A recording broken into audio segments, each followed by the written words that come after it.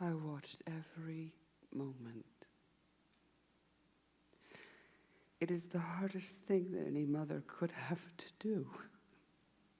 But if through those blackened, swollen eyes he was able to look down from the cross for even one moment in the shadow of that awful crucifixion, I needed to make sure that he saw the face of someone who loved him. And he did. I almost broke down. His eyes met mine. Those eyes that once looked up at me from a manger full of hay. That brimmed with tears when I cleaned his scraped elbow. Eyes that read the scrolls in the synagogue. That looked out over all of Jerusalem and wept. Those eyes that saw every need, every wound, every hurt, every sinful soul, and refused to turn away. I knew long ago that he was meant for a purpose.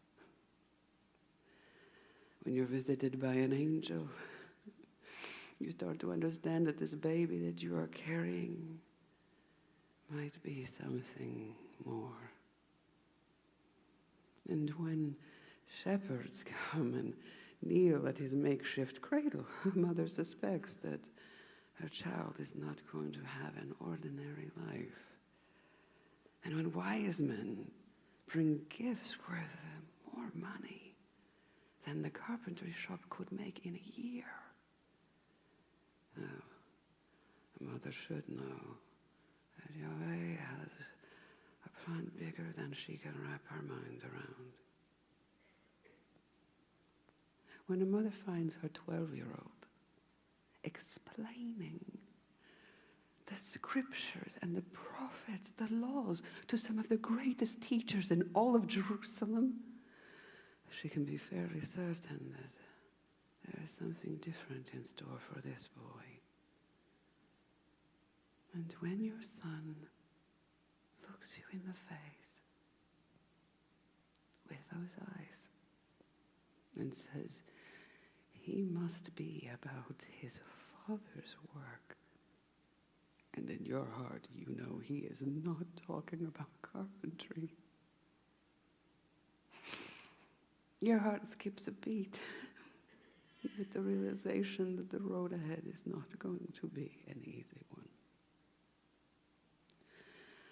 And then when you see your son turn plain water into the finest wine, when you see him restore sight to the blind and heal the lame and even raise the dead, then you know it is proof that there was a divine purpose behind his birth. I have treasured these things in my heart for so long.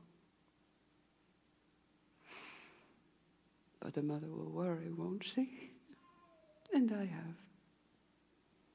The more he drew attention to himself, the more the whispers and the threats from the authorities, the more I wished he would just come home. Come back to the carpentry shop, make a simple living. He's quite a good carpenter. Did you know that? From the first time that Joseph showed him the skills, he worked so hard to master them. I used to love to watch him work. Pounding and sawing and sanding, making tables and chairs and bowls and ladles.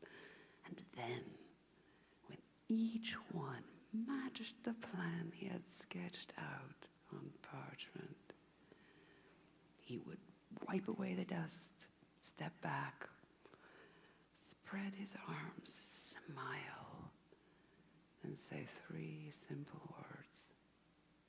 3 words that were a proclamation of completion. I heard those words again today. And a mother knows. I know. That meant much the same thing, but infinitely magnified. I mean, no furniture or housewares this time. But still, there was a plan, sketched out and set in place since before my son was formed in my womb. And I suspect for much, much longer. Today on that grass with his arms spread, I am positive that I saw on that wounded, bruised, blood-filled face, beyond belief, a smile, and I knew what his words were going to be before they even left his lips. It is finished. But a mother knows things. It is finished.